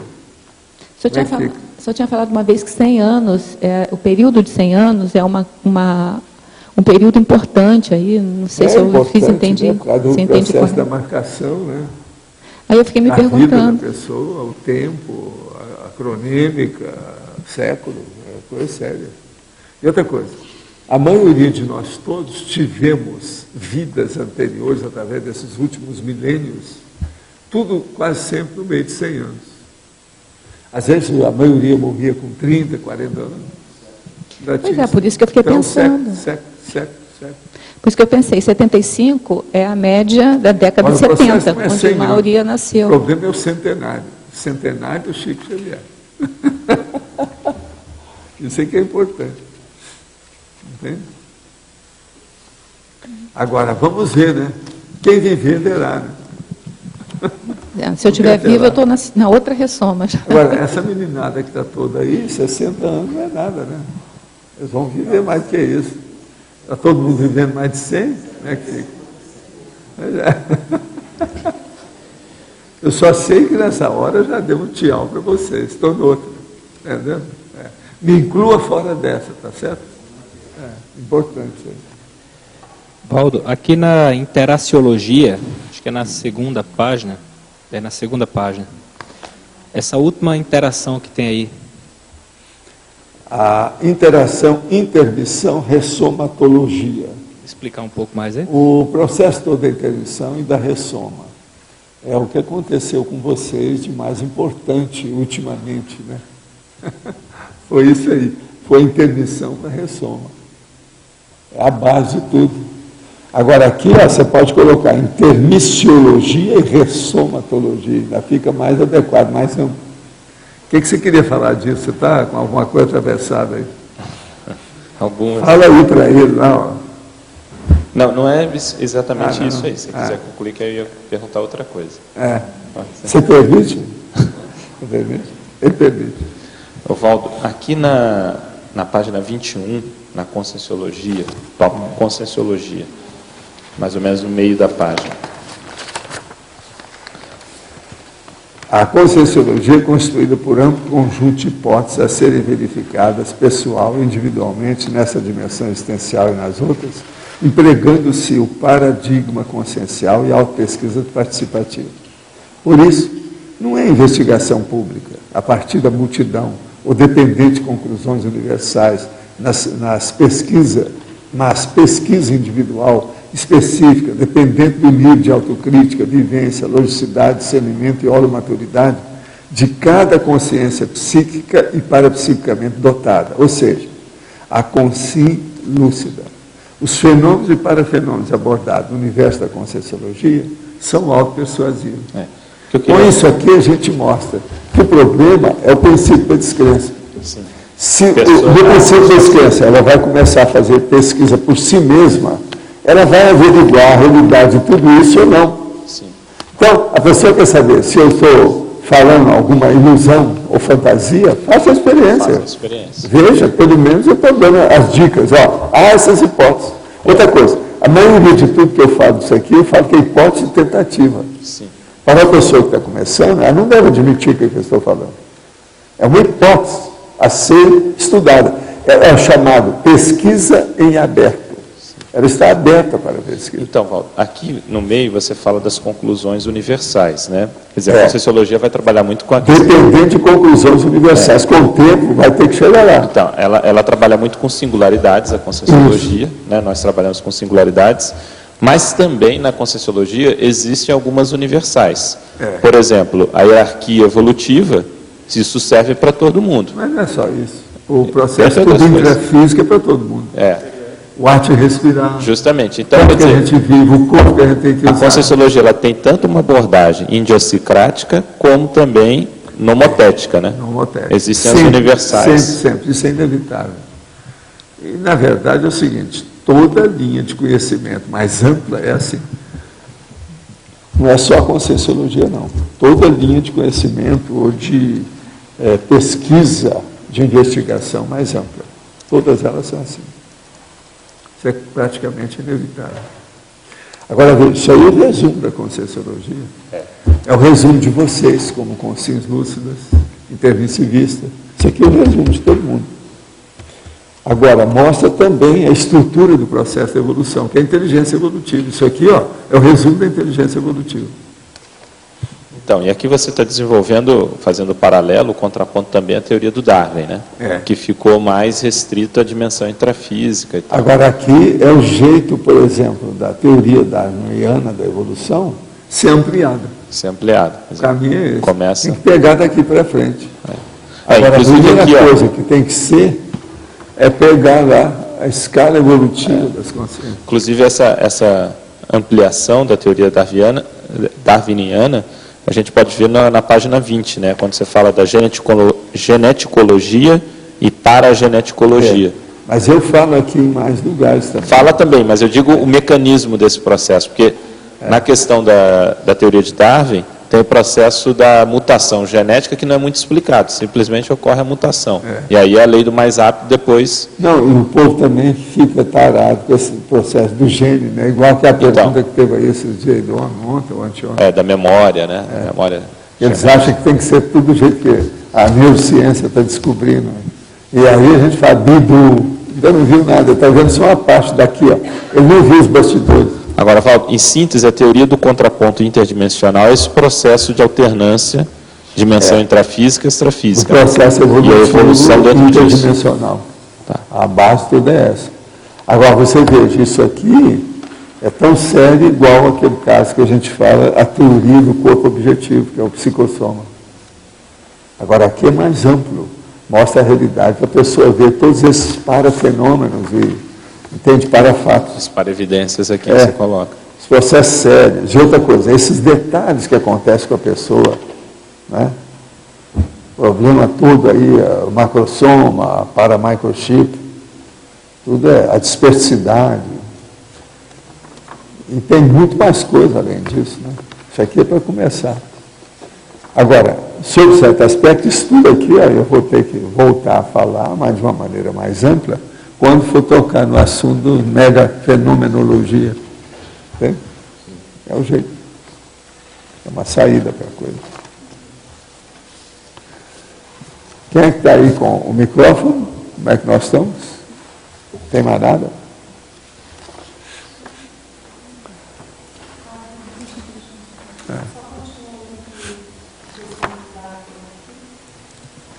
O senhor fala em autopesquisologia, né, da questão da sobrevivência do mais apto, e o senhor coloca aqui a substituição vantajosa pelo autoesforço. Quer dizer, o senhor sai daquela questão passiva, né, que você já tem, que é inato, para uma questão de autoesforço, na questão evolutiva. Ela quer superar, então chega numa situação que é assim, a consciência, o princípio consciencial, é criado simples e ignorante. E aí vem uma porção de estorcegões da dificuldade. Então, esse problema que empurra a pessoa, aquilo que impele, que compele, aquilo que instiga, que empurra ela para a evolução. Chega num certo ponto que ela deixa de ser empurrada.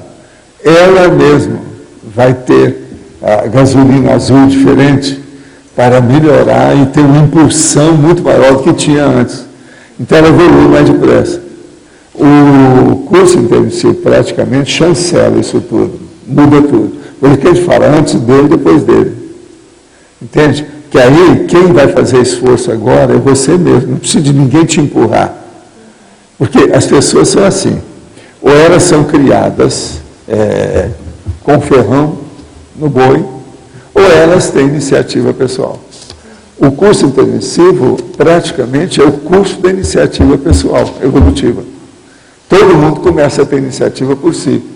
Ele procura ampliar a situação sem ninguém falar com ele. Não precisa pedir, já é assim.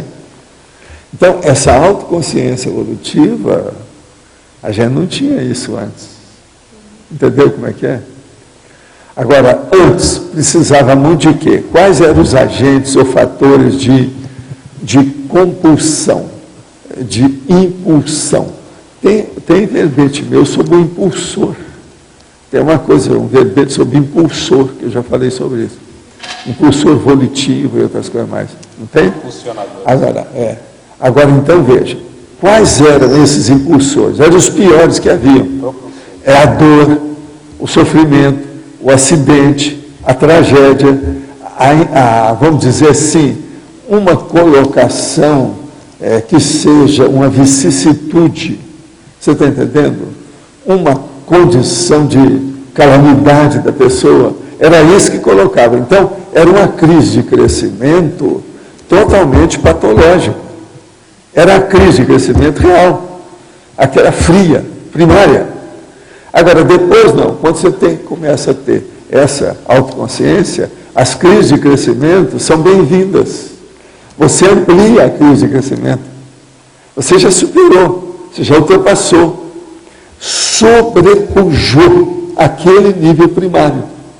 Isso que eu chamo de consciência indústria. É o que eu chamo aqui, consciência indústria. Consciência indústria. Você entendeu, né? Então, há uma diferença enorme entre crise de crescimento literal e crise de crescimento conteudística, de acordo com a evolução. Entende?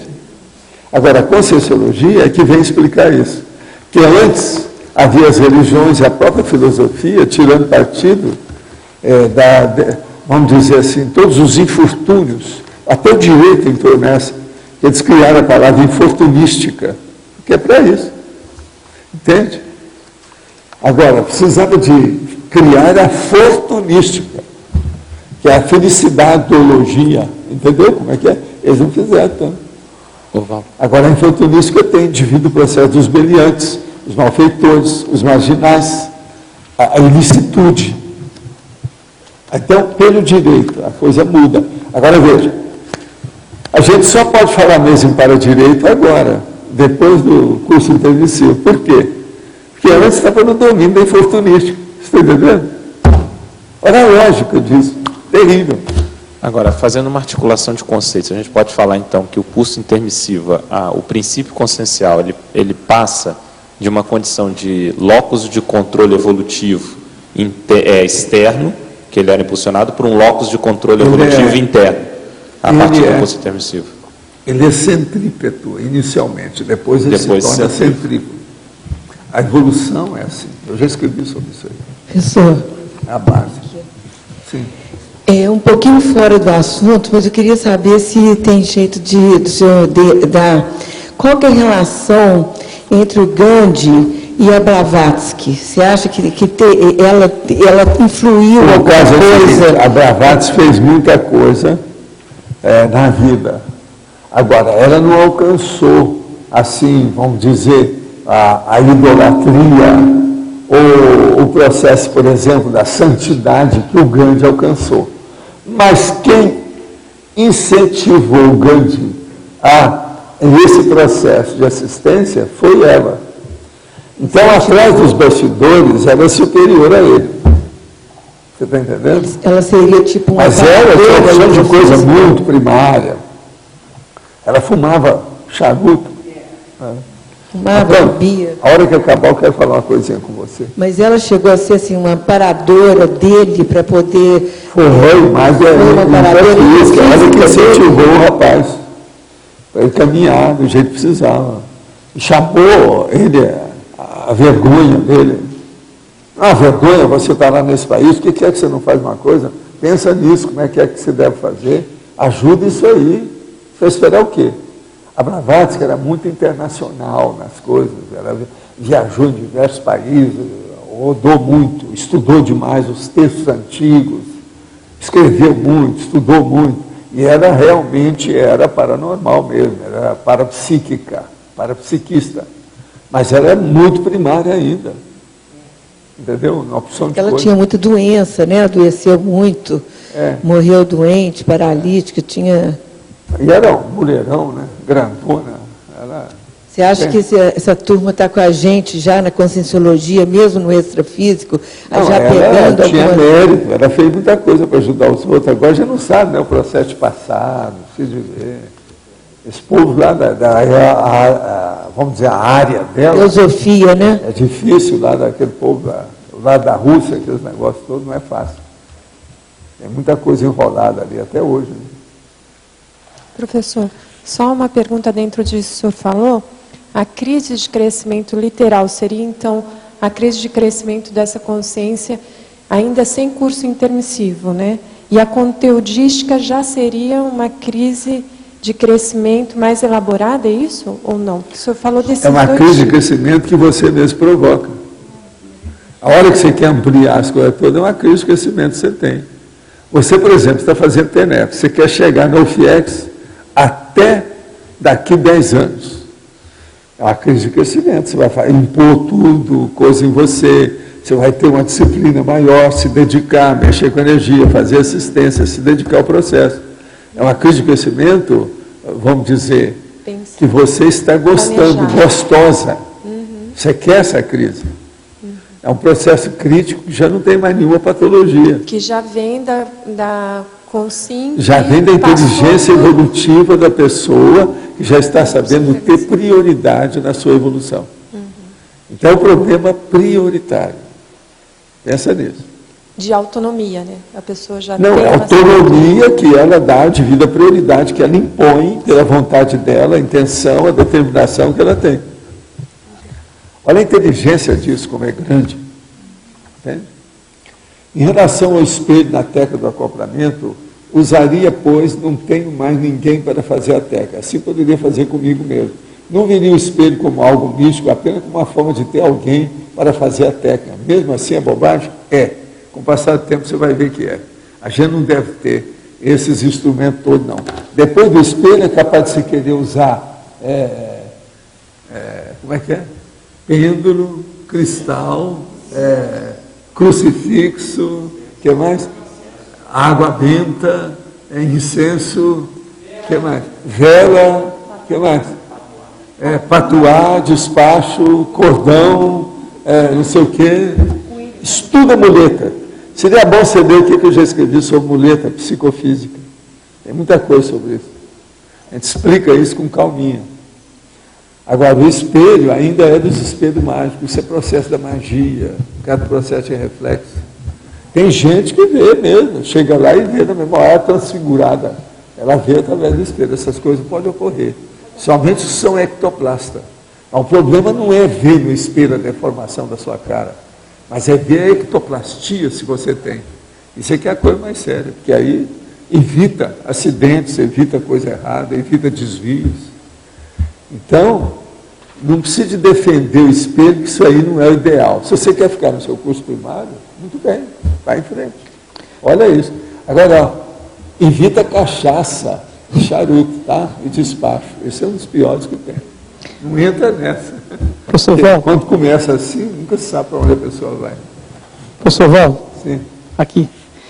No curso do evoluciólogo, você colocou que o evoluciólogo ele é menos juiz e mais réu. Né? Então, aí me causou uma dúvida. Por exemplo, se a pessoa nessa vida vem e passa a ser um juiz, isso iria contribuir para o processo evolutivo dele ou não? Pergunta para ele. Há juiz, igual o Vadal, por exemplo, que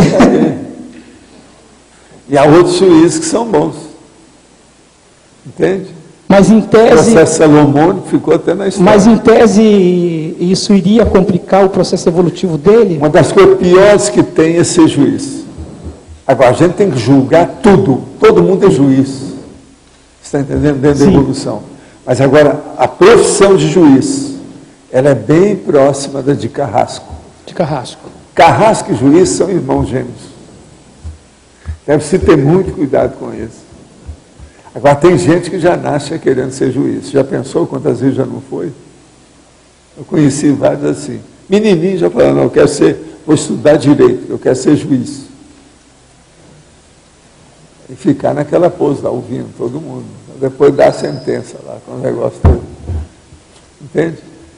Agora, isso depende da pessoa, que sentença que a pessoa deu, qual o interesse dela, qual a intenção. Ela agiu corretamente, do ponto de vista cosmoético, ela foi boa. Então, olha lá, Law and Order, olha lá, veja, é seriado. Tem juíza e juiz. Uns são bons, outros são péssimos. Já teve até juiz que estava matando os outros, o outro está querendo suicidar, tudo isso apareceu lá nos episódios que eles mostraram. Aquilo é baseado na opção de fato. Eles falam que não tem nada igual, mas que todas as histórias foram baseadas em processos que acompanham os Estados Unidos lá, que eles acompanham. Você entendeu? Entendi. Não é porque eu estou analisando, fazendo as reflexões, né? Fazendo a técnica mais anos de vida, estou correndo atrás.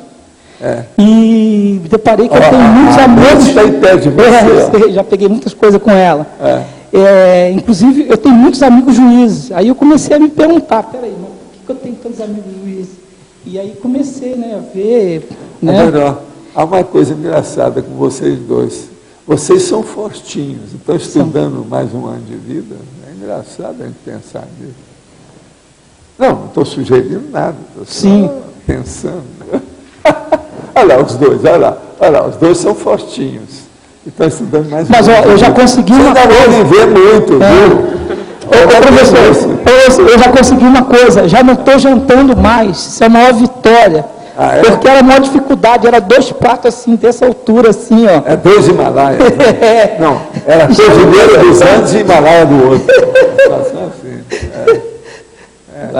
Vou chegar lá, eu tenho que diminuir o meu peso. Eu estou eu acho que você emagreceu um pouquinho. Umas 200 gramas. Não, tem que fazer mais, tem que correr atrás, tem muita coisa ainda. Mas a técnica tem me ajudado muito mesmo. Tem, né? Tem ajudado muito. Ela é muito... Agora, vocês mesmo querendo, vocês nunca vão ficar magrinhos de tudo, porque vocês são Marcos Planck, é grande, tem que ser. Tem que aguentar. Quem é que mandou vocês resolver carregar muita matéria? É isso que acontece. Estão carregando mais matéria do que a gente, não é isso? Quer dizer, eu acho, né? Porque não pode também eu falar muito, não, por causa da minha altura. Eu peso 77, 78. Não, mas eu estou com excesso de peso mesmo. Tem que emagrecer mesmo. Isso aí é certo. Agora, carregar a matéria, não é fácil. Agora, o problema, como diz lá a turma que estuda isso, né? Você não pode carregar muita matéria gasta. Tem que carregar matéria viva. Agora, qual é a matéria gasta? É aquele que tem a curva da prosperidade.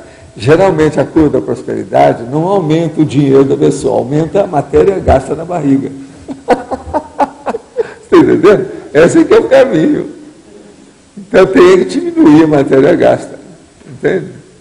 Agora, para isso, uma coisa boa que tem é comer bastante ameixa preta. Ajuda muito. Ajuda. Vale a pena.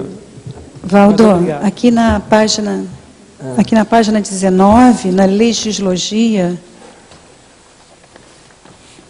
o segundo, acho que falta um S, as leis da evolução consciencial eterna. Falta um AS, não é isso? Falta um S, não é? Esse é o terceiro, tem 3 aí para revisar, depois eu vou dar uma olhada dela, é capaz de ter mais.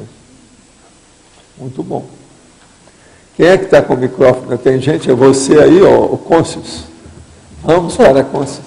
Nós tivemos um teletertuliano que perguntou se não teria um teste conscienciométrico para avaliar questões da religiosidade.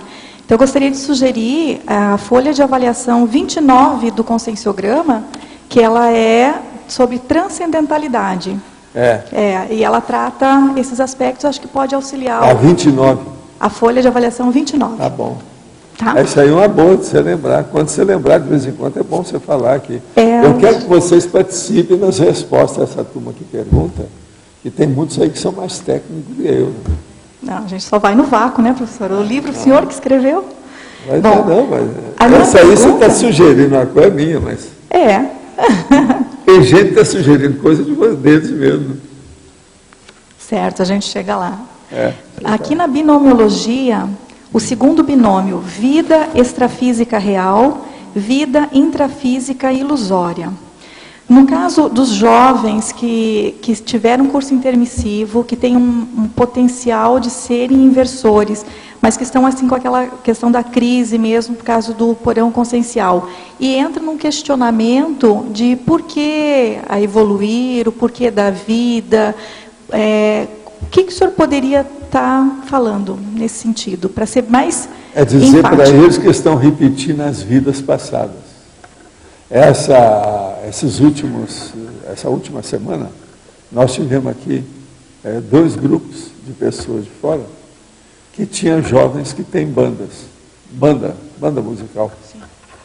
E eu andei conversando com eles sobre isso. Vocês veem isso aí, vê o que vocês fazem, é importante. Mas veja o que vocês estão repetindo. Aí fomos olhar o que eles querem estudar, como é que é. Inclusive, tinham 2. Eles não estão aqui. São 2 gêmeos que estavam aí hoje. Vocês viram 2 rapazes parecidos? Eles são gente muito boa, simpáticos. Eles falaram que vão aparecer aqui de novo. Eu quero conversar com eles com calma. É gente boa, sabe? E outra coisa, tudo nome forte, né? De macho. Você está entendendo? Os 2. Um é Gregório e o outro é aquele cara do sertão que havia aí no México, no Brasil. Qual que era? Eu não estou falando o Jerônimo. Então, Jerônimo e Gregório, o que vocês querem? Mais macho do que esse não é possível, né? São os 2. Então eu falei que o Gregório é o Papa, né? São vários papas Gregório, né? Bravo. E Jerônimo tem no México, tem aqui no Brasil, tem não sei aonde. Pois é, o Gregório de Mato, Boca do Inferno, lá da Bahia, né? Porque o que eu tenho percebido, assim, há há uma noção, mas não há uma certeza sobre essa questão da vida extrafísica real. E aí acaba que a ilusão da intrafisicalidade toma conta. Mas o processo é o seguinte, a real é aquela que a pessoa se sente bem. Com a pessoa você pode falar assim, ó, você não quer ter felicidade?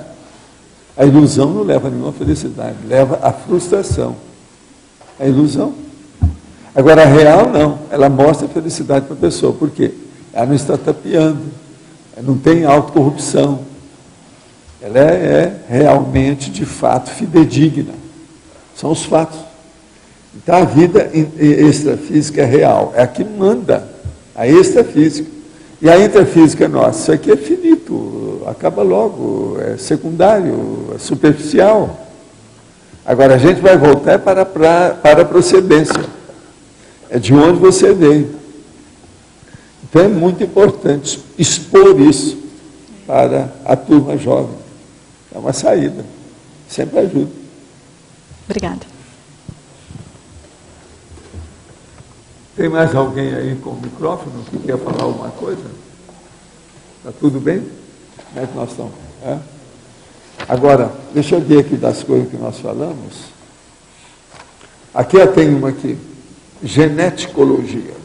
A conscienciologia evolucionista está baseada na estrutura do princípio consciencial, tangibilizado ou corporificado na intrafisicalidade ou dimensão material, fazendo da natureza ou do cosmos intrafísico a vasta linha de produção, ao modo de correia transportadora com controle de qualidade por meio da geneticologia. Então, veja, isso é a essência da nossa vida. Agora, depois, para a geneticologia. No contexto progressivo, os modelos holossomáticos são desenvolvidos, construídos, modificados, aperfeiçoados e lançados aos milhões.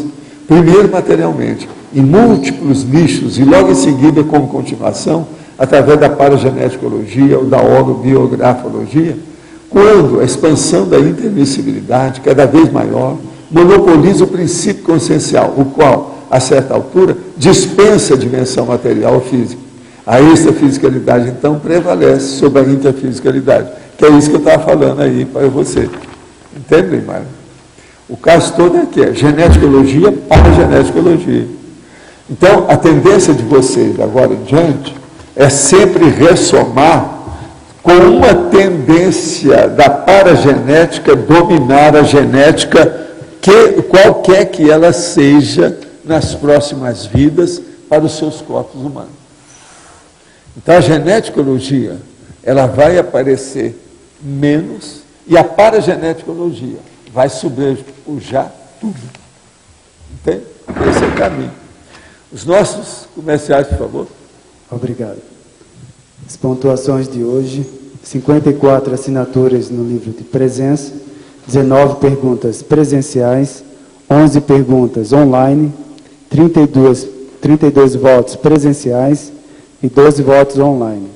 Hoje teremos recados da Dulce sobre os estudos avançados do autorado, a Luimara sobre Consim Cobaia e a Marta sobre os cursos da Apex. Pessoal, boa tarde a todos. Em nome da Unescom, gostaria de convidá-los para a mais nova atividade da IC, são os estudos avançados do autorado. São atividades de estudo e pesquisa conscienciológica sobre a escrita de livros técnicos. Essa atividade se inicia amanhã, é o primeiro encontro, amanhã, dia 11 de maio, das 15 às 17, na sede da Unescom, e é uma atividade gratuita. Você paga apenas uma taxa de inscrição, né, de adesão de R$30. Então, estão todos convidados. O primeiro livro a ser estudado é um livro indicado pelo professor Valdo Vieira, que se chama Paratextos Editoriais, do autor Gerard Genet. Obrigada a todos. Em nome da Conscius, nós gostaríamos de convidar os interessados em participar do Consim Cobaia do Conscienciograma. Esse curso será realizado do dia 2 a 4 de julho, aqui em Foz do Iguaçu. Nós trabalharemos em ambiente de interconfiança, otimizado para a autoexposição. E esse curso ele tem a característica de ser apenas 30 vagas, e nós teremos 10 com os 10 colegas que serão sorteados para serem com 5 cobaias. Os interessados podem entrar em contato com a recepção do CAEC ou pelo telefone 45-3525-20.